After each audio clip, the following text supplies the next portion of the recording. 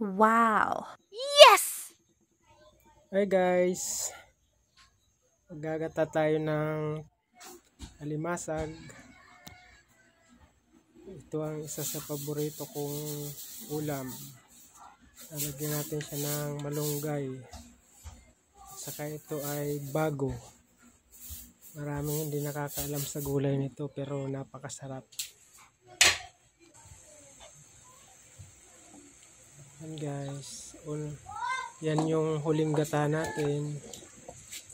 Mamaya ilalagay natin yung kakang gata.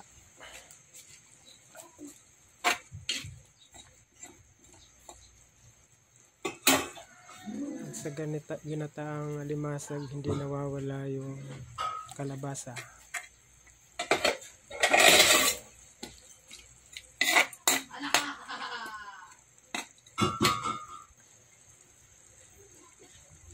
Yan guys, tatakpan muna natin.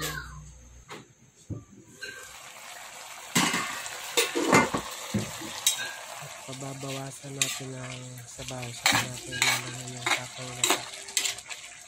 Ay medyo luto na yung kalabasa. Medyo matagal kasi yung kalabasa lutuin.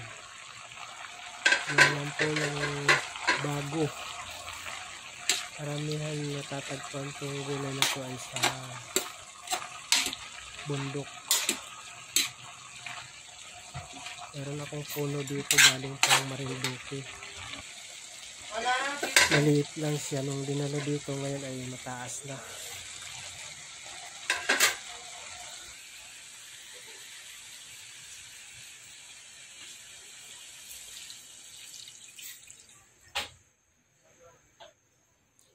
Sunod ay malunggay.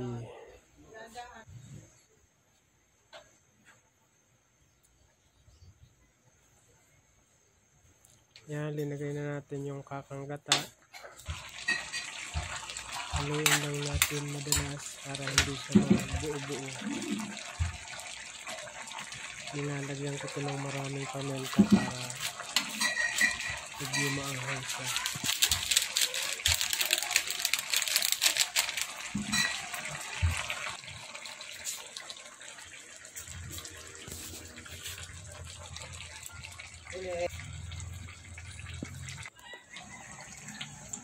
Yan guys, malapit na maluto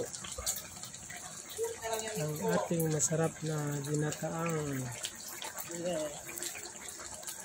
Salamat guys sa panunood at tinapos nyo.